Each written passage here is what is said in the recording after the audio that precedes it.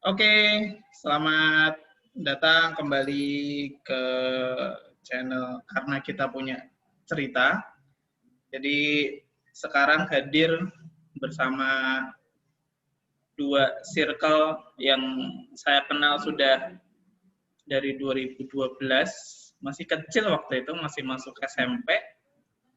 Terus sekarang nggak disangka udah dewasa ya, udah mulai kerja, dan kerjanya juga nggak main-main. Jadi pramugari di salah satu maskapai penerbangan BUMN di Indonesia.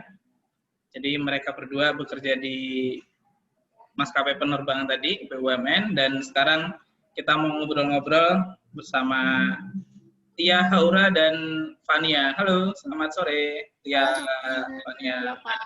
Apa kabar? Halo. Alhamdulillah baik. Alhamdulillah baik. Izin ya mau ngobrol-ngobrol nih, siapa tahu nanti obrolan ini bermanfaat dan siapa tahu ada hal-hal yang bisa kalian sharing, mungkin juga ya nanti menyinggung sedikit juga bagaimana pengalaman kalian bekerja sebagai seorang pramugari. Oke, aku mau nanya nih yang pertama nih buat kalian berdua, mungkin Tia dulu yang bisa jawab nih. Keputusan apa yang membuat Tia mau bekerja di usia muda? Artinya setelah lulus SMA kan secara umum sih mayoritas teman-teman kan memilih untuk ke universitas ya. Tapi Tia memilih untuk bekerja. Silakan Tia, boleh dijelasin. Terima kasih untuk pertanyaannya, Pak. Sebelumnya saya mau sambil cerita sedikit. Jadi saya waktu itu sebenarnya pengen banget kuliah. Cuman karena orang tua saya divorce dan nggak bisa membiayai saya kuliah, akhirnya saya mencari jalan lain. Kayaknya saya harus kerja nih gitu. Terus saya melihat pendaftaran menjadi seorang flight attendant, dan saya kepikiran, yaudah deh, coba aja daftar, mungkin rezeki nggak kemana gitu. Terus pas saya daftar, ternyata alhamdulillah saya keterima. Nah, waktu saya keterima, pengumuman dari SBMPTN, saya keterima juga di Universitas Brawijaya. Mantap. Cuman itu karena orang tua saya divorce, jadinya saya memilih, yaudah deh kerja aja gitu. Karena menurut saya kuliah itu belajar tuh bisa kapanpun, nggak mengenal usia. Tapi kalau kerja itu susah banget didapetin. Kadang yang udah lulus kuliah aja mau dapat kerja aja susah, Pak. Jadi saya sangat bersyukur ketika saya udah lulus SMA, saya bisa keterima kerja langsung di salah satu perusahaan BUMN di Indonesia. Jadi saya merasa bersyukur banget sih, Pak. Oke, mantap sekali Tia. Tapi anyway, saya baru tahu tuh orang tua Tia, maaf, divorce ya? Iya, Pak, benar. Oh, ya semoga semua yang terbaik ya Tia ya. Terima kasih doanya, Pak. Ya, kalau Fania gimana? Keputusan apa sih yang membuat Fania akhirnya, ya tadi balik lagi teman-teman yang lain nih pengen tetap menempuh jalur pendidikan, tapi Fania, udahlah, gue lulus SMA mau kerja dulu gitu. Pak, sebelumnya aku izin ya pakai aku, kamu boleh nggak pakai aku gitu? Oh, boleh. Biar boleh. agak santai gitu ya. Siap. Kalau aku sih dari awal sekolah, dari awal SMA itu emang sudah kepikiran sih untuk ngambil jurusan kuliah tuh kayaknya masih nerawang aja gitu. Jadi belum ada yang bikin yakin, sampai pada akhirnya berjalannya waktu, makin yakin kayaknya kalau kuliah bisa, iya sama kayak Tia, bisa kapan aja, bisa nanti aja. Jadi kayak lebih pengen pramugari emang udah dari awal SMA sih. Terus kebetulan juga, ya pas juga kita lulus ada pembukaan, ya udah dicoba-coba dulu. Emang sempat awalnya gagal-gagal dulu. Tapi ya namanya pengen ya Pak ya, jadi dihajar terus gitu. Kalian janjian nggak sih? Janjian nggak mau masuk ke maskapai ini? Memang ada, maksudnya belajar bareng, saling ngasih tips and trick? Enggak Pak. Cuman sekali waktu itu, waktu aku mau ujian training, minta ajarin sama Tia dulu sekali ya Tia. Oh duluan Tia berarti ya? Duluan Tia. Selisih berapa bulan jadinya? Selisihnya sih sebulan kalau di penerimaannya. Cuman untuk rilis terbangnya tuh sekitar ada kali 2 bulan, 3 bulan. Iya. 2-3 bulanan. Beda dikit. Tapi bedanya dikit. Berapa tahap sih untuk bisa lulus menjadi seorang pramugari? Berapa? 1, 8, Pak. 8. Iya, 8. Kalau untuk Tahap. proses penerimaan pramugari 8. 8 Tahap paling sulit apa? Sebenarnya susah-susah banget sih, Pak, kalau dari saya sih. Iya. Oke. Kalau dari Fania? Karena kalau aku sih ya Pak, karena aku sempat 4 kali nyoba, jadi tuh bisa kelihatan tuh pattern-nya mereka tuh gimana sih nerima dan gak nerimanya itu lebih susah menurut saya di bagian interview bersama manajer bagian flight attendant-nya.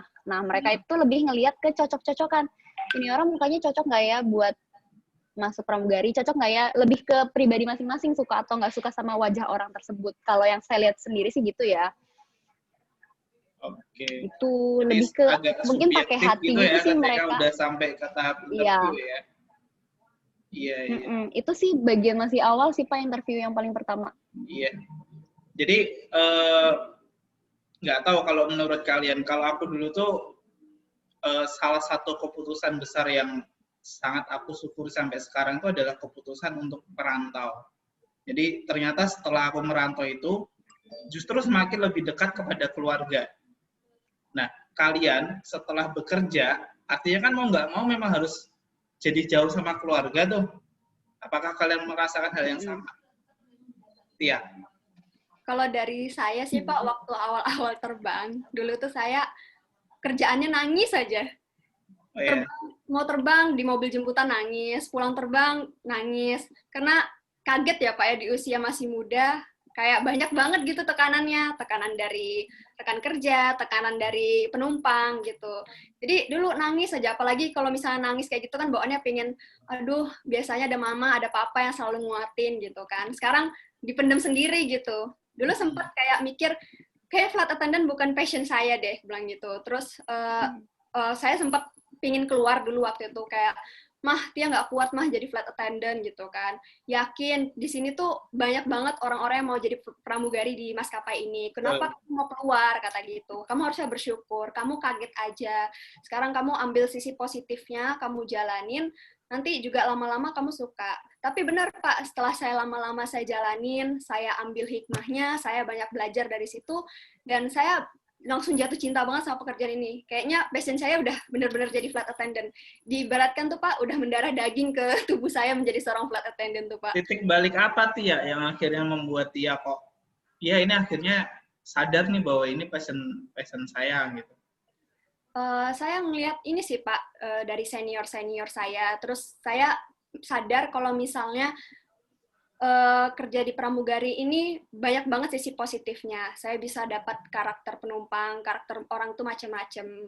Dan kita juga harus bisa gampang adaptasi karena kita rekan kerjanya tiap hari beda-beda. Dan kita kan nggak, kalau misalnya kantoran kan pasti udah tahu, oh orangnya gini gitu. Sedangkan kalau misalnya kita menjadi seorang flight attendant, kita tuh harus dituntut menjadi orang disiplin dan dewasa, Pak. Mau gimana pun, dalam kondisi itu kita harus tetap dewasa dan disiplin. Dan nggak bisa tuh leyeh-leyeh lagi kayak, anak kecil, aduh kamu nggak bisa nih kayak gini, aduh nggak bisa. Jadi kita harus dewasa. Nah dari situ saya sadar, wah pekerjaan ini luar biasa banget gitu. Saya bersyukur banget dan saya jadi jatuh cinta sama pekerjaan ini. Jadi di situ Pak titik baliknya saya. Dan saya merasa bersyukur sih Pak, alhamdulillah. Thank you Tia. Fania, tadi balik ke pertanyaan tadi. Merantau membuat kita lebih sayang sama keluarga. Sepakat nggak? Lebih sayang sih iya, dalam porsi yang super pas sih kalau buat saya. Soalnya menurut aku, soalnya kan aku udah lama banget ya Pak ya sendirian. Mau di Bontang dulu sendirian waktu SMA. Ke Jakarta kerja juga sendirian. Jadi ya udah biasa sih, jauh tuh udah biasa juga ya. Emang kalau deket juga berantem. Jadi emang jarak ini sangat-sangat sempurna buat aku dan keluarga gitu. Oh, gitu ya. Hubungannya baik, komunikasinya baik, dan kita semua punya mental yang sehat. Jadinya nggak marah-marah, apa ya? Jadi orang yang lebih positif aja gitu, Pak.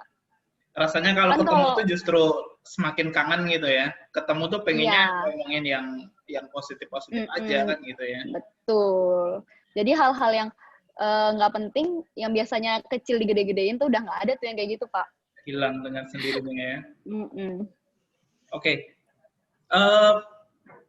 Penerbangan terjauh dan penerbangan apa ya, paling malam atau paling paling dini hari itu ada nggak?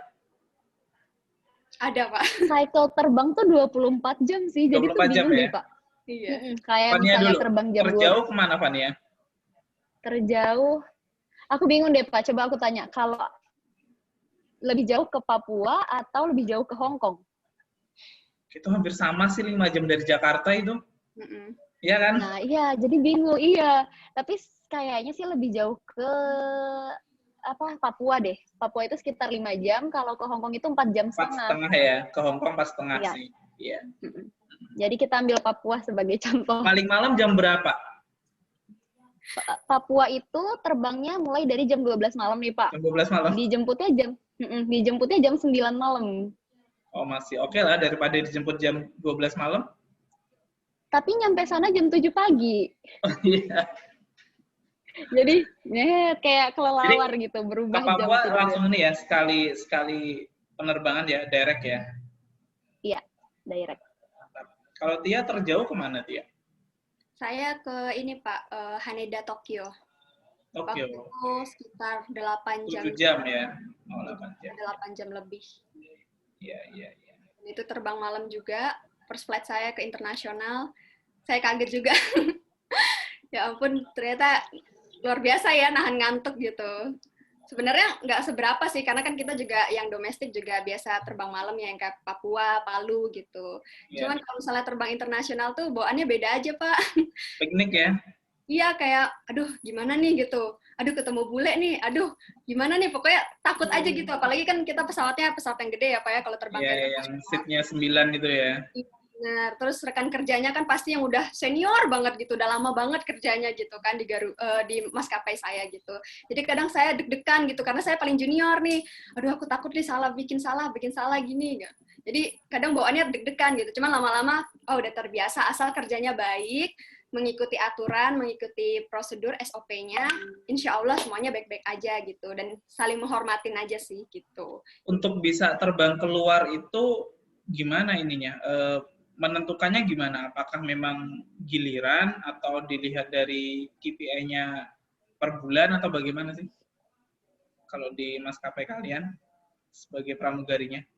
Mau dijawab dari siapa dulu, Pak? Random. Fania boleh. Gimana? Random sih, Pak. Jadi semua punya kesempatan ya? Ya, benar. Betul. Di waktu kemarin, waktu Tia ditransisiin ke pesawat besar, itu memang lagi zaman-zamannya banyak yang ditransisiin ya, Tia? Iya. Di angkatannya Tia. Nah, terus begitu ke bagian angkatan saya, udah waktunya corona, Pak. Belum rezekinya. Iya, tapi udah sampai ke Hong Kong lah ya. Bandaranya Hong Kong gede tuh, gitu kan.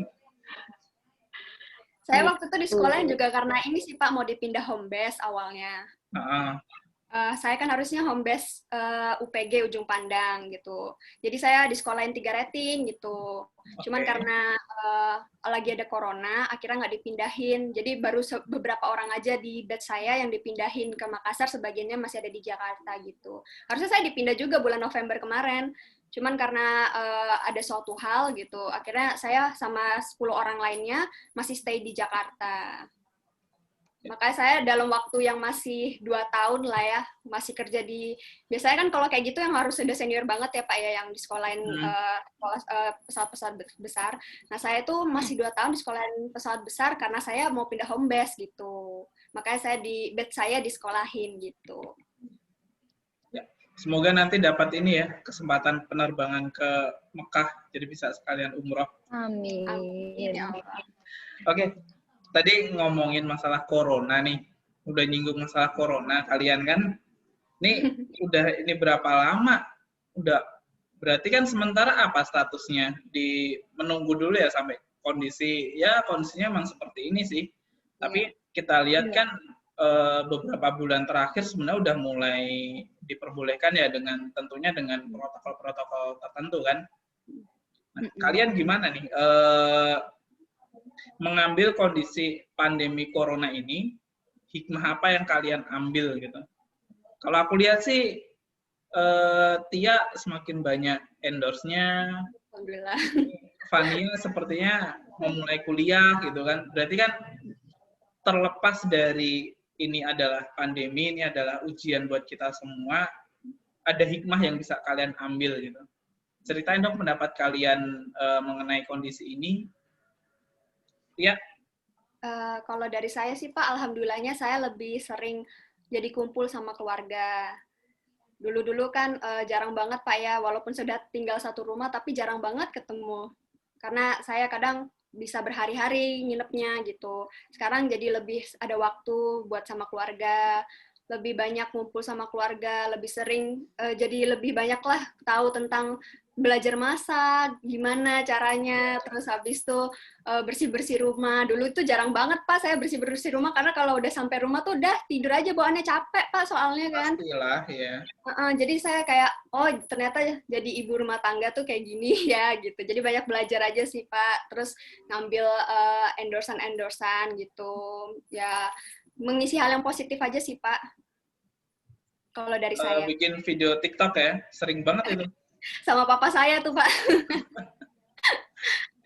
Oke, kalau Fania tak lihat justru ini menjadi kesempatan bahwa Fania, oh ini aku mulai kuliah nih gitu. Karena sekarang kan kuliah juga enak sekali nih online gitu kan. Jadi menurutku juga nanti setelah andai kan udah mulai kerja pun juga bisa menyesuaikan kondisinya gitu. Jadi hikmah apa Fania yang kamu ambil? Salah satunya pasti kan kamu mulai untuk kuliah ini. Aku udah ngerencanain sih Pak, planning beberapa tahun ke depan gitu ya. Pastinya yang pertama nyelesain kuliah secepat mungkin, terus pengennya tuh turun ke darat.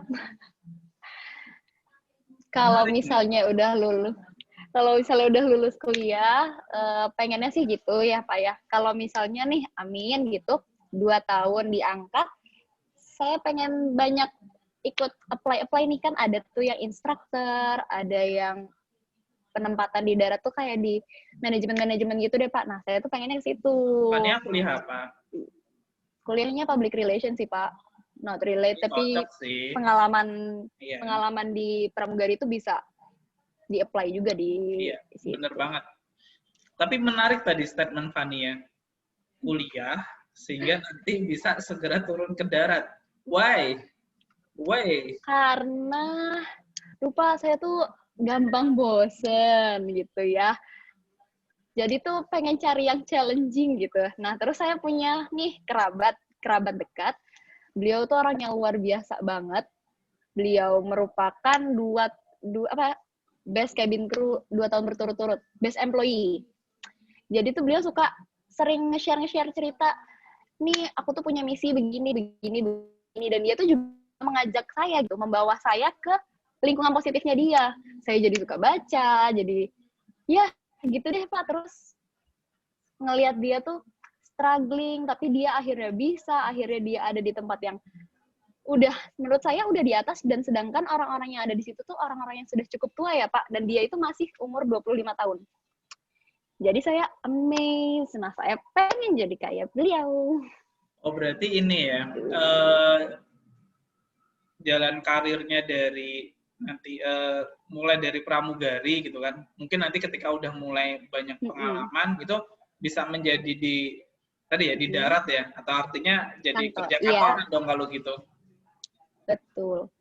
Tapi kan bisa ini Pak, dari chief, deputy chief, nanti jadi chief, ada bisa kesempatan menjadi senior manager juga gitu. Mantap. Oke, lanjut. 20 tahun ya kalian ya? Iya Pak. Lowest point yang pernah kalian dapat apa sih? Iya. Maksudnya gimana tuh Pak? Titik terendah yang pernah kamu alami. Oh. Dan sekalian deh pencapaian terbaik yang pernah kamu alami sampai sekarang. Titik terendah yang pernah saya alamin, orang tua saya pisah sih Pak. Okay. Ya itu, dan dari situ saya membuktikan walaupun anak broken home, tapi saya bisa sukses menjadi seorang pramugari di usia muda. Dan ini adalah salah satu jalan titik terbaik yang pernah saya capai, menjadi seorang flight attendant, Pak. Yang bahkan banyak banget orang-orang ingin menjadi seorang flight attendant, dan saya bisa diberi kemudahan langsung masuk di salah satu maskapai terbaik dan terbesar Pak di Betul Indonesia. sekali. Jadi Saya juga sangat merasakan kok dari sekian banyak pesawat yang pernah saya naikin, maskapai kalian termasuk yang terbaik pelayanannya. benar. Terima kasih Pak. Fania, lowest point apa yang pernah kamu dapat dan mungkin pencapaian terbaik juga? Titik terendah sih waktu overthinking parah sih Pak, itu awal-awal kerja tuh 3 bulan pertama. Saya nuntut diri saya sendiri buat harus sempurna, really sempurna. Itu bener-bener ngerusak mental dan semuanya sih. Itu lowest point-nya, dan saya kan selalu mendem semuanya, nggak pernah cerita ke siapa-siapa.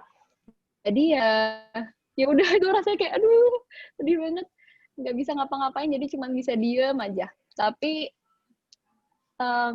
pencapaian terbaiknya nggak muluk-muluk, belum bisa apa-apa, cuman saya bisa mencintai diri saya sendiri, itu udah luar biasa sih menurut saya. Buat berdiri lagi, buat ngerasain saya tuh bisa, nggak ada yang bisa ngerusak saya, nggak ada yang bisa nyakitin saya unbreakable. Itu sih. Mandiri di usia muda ya, itu mungkin salah satu pencapaian terbaik juga yang kalian capai gitu. 20 tahun cewek udah mandiri, itu keren.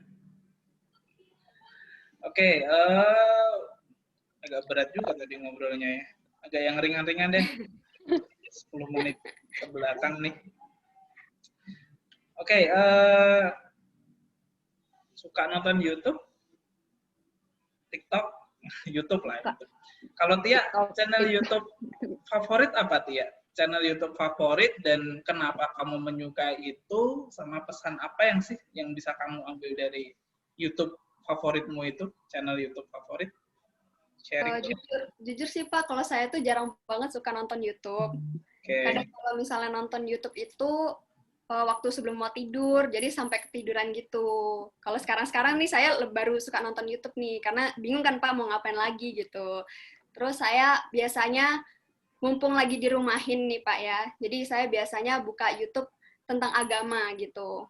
Terus tentang kajian-kajian lah, karena kan dalam kondisi gini, mengingat saya juga kerjaannya tuh maksudnya flight attendant tuh kan bisa mati kapan aja Pak ya. Jadi kayak istilahnya itu pekerjaan kita tuh dekat lah sama maut gitu.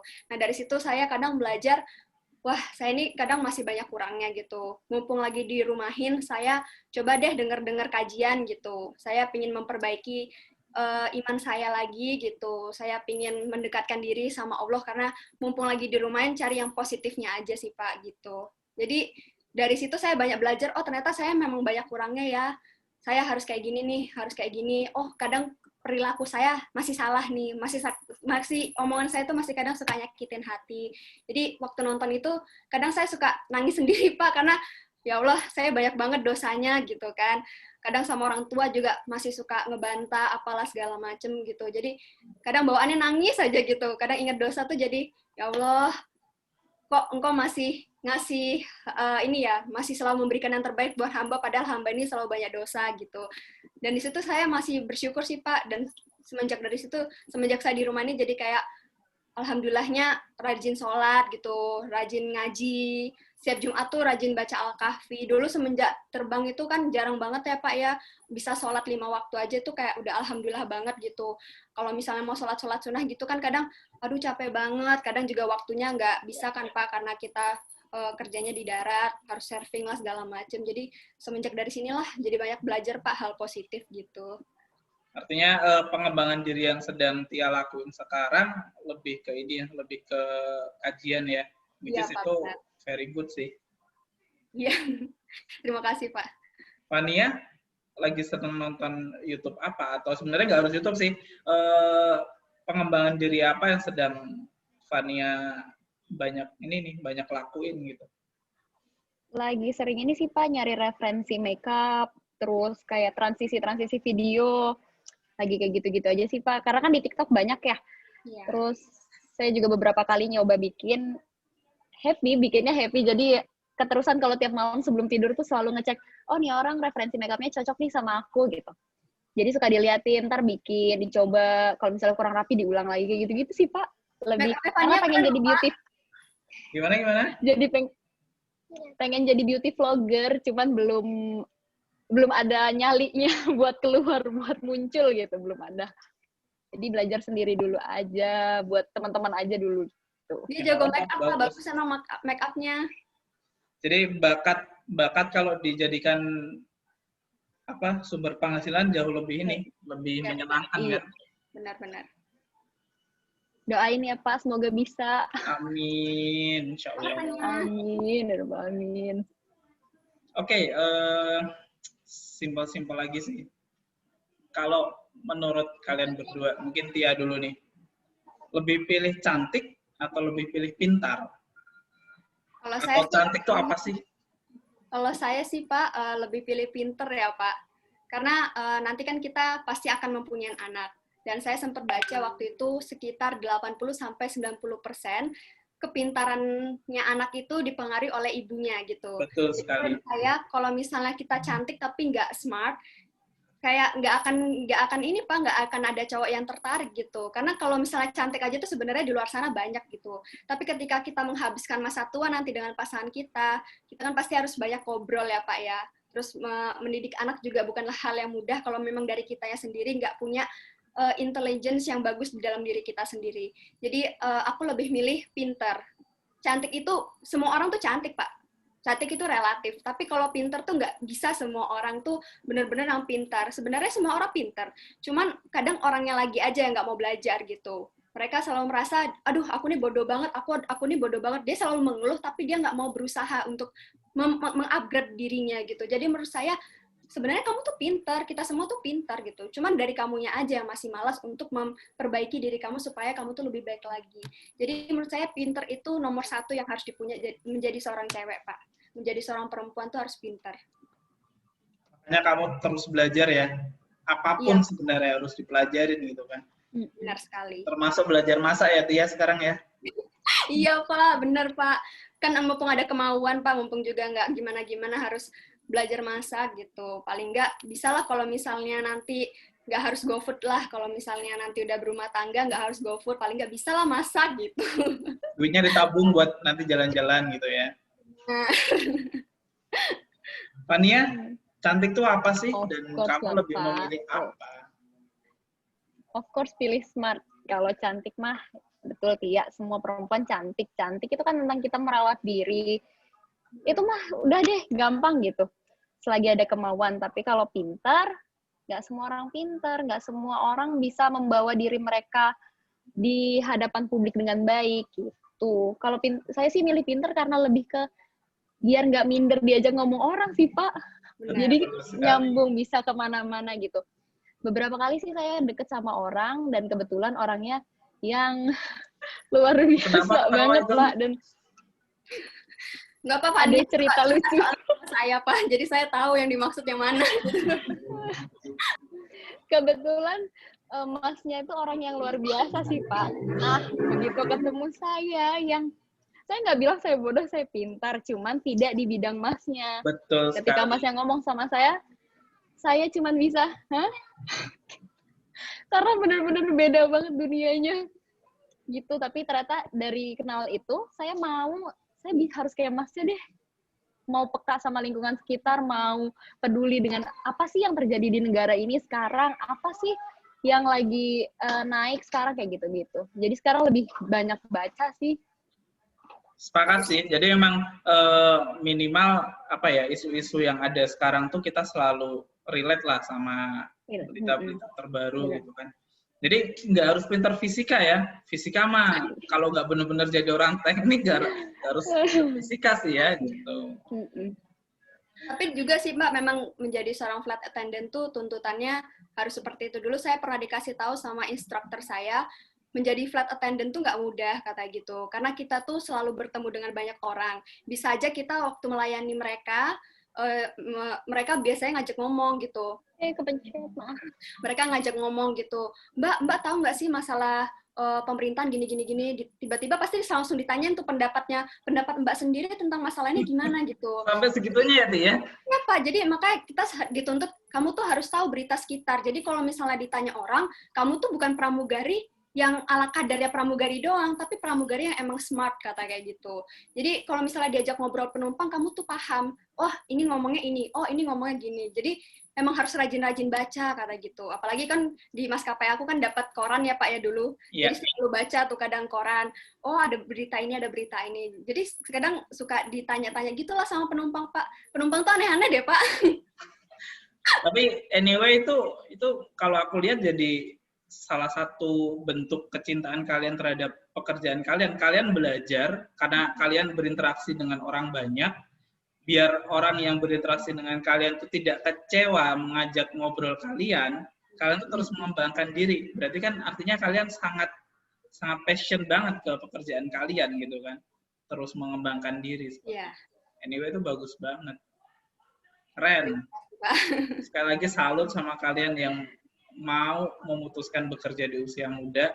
Itu tadi sih mau jadi tahu kan di usia yang mungkin sebenarnya masih bertumbuh, mencari jati diri. Kuliah itu basicnya sebenarnya mencari jati diri sih. Sebenarnya itu. Tapi kalian sudah harus menghadapi kehidupan yang, ya saya juga tahu sih ketika di dunia kerja itu ada orang yang di depan kita baik, ternyata di belakang kita seperti itu, gitu kan. Banyak seperti itu sebenarnya. Oke, terakhir, satu pertanyaan terakhir, dan terima kasih buat kalian udah nyempetin waktu. Yang terakhir sih, peran dan pesan dari orang tua kalian yang paling kalian ingat itu apa sih? Yang selalu terngiang-ngiang, orang tuaku tuh gini, orang tuaku selalu ngasih pesan ini, gitu.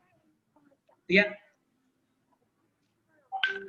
Kalau dari saya sih Pak, pesan dari orang tua yang saya ingat itu tetap ingat sama Allah. Sesukses apapun itu, kamu jangan pernah lupain Allah. Dan jangan pernah juga kamu lupakan keluarga kamu atau orang tua kamu gitu. Kenapa? Karena orang tua itu sama aja restunya sama restu Allah ya Pak. Jadi dimanapun kita, kalau misalnya kita udah berusaha semaksimal mungkin, kita nggak minta restu sama orang tua, kita nggak minta doa sama Allah, cuma mengandalkan, pokoknya aku mau usaha, aku harus gini, tapi nggak berdoa sama Allah, ya nggak akan jadi apa-apa Pak. Karena kita merasa sombong, oh aku bisa kok tanpa bantuan Allah, oh aku bisa kok tanpa minta doa orang tua, aku buktinya masuk aja kok gitu. Tapi menurut saya jadinya nggak apa ya Pak, nggak, jalannya tuh selalu ada aja gitu, waktu udah keterima tuh pasti ada aja jalannya. Jadi menurut saya tuh lebih baik kamu tuh minta baik-baik sama orang tua, minta sama Allah, minta segala itu dipermudah. Karena kita nih bukan apa-apa di mata Allah tuh, maksudnya kita nih hanya hamba biasa gitu loh, yang banyak kurangnya. Jadi tetap memprioritaskan Allah dari orang tua. Kalau saya sih itu Pak, yang selalu teringat di dalam pikiran saya dari kata orang tua saya gitu. Oke. Kalau Fania, pesan apa sih yang selalu diingat dari orang tua? Pesan orang tua nggak pernah berpesan banyak sih Pak, paling jaga diri pesannya ya. Cuman ya lebih ke apa yang udah kita lewatin di hari-hari lalu, di saat aku masih belum bisa ngasilin uang, masih sekolah gitu kan. Banyak hari-hari yang berat ya. Dari situ sih, itu yang selalu nge-push, ayo kuat, bisa gitu. Itu aja sih. Luar biasa sekali.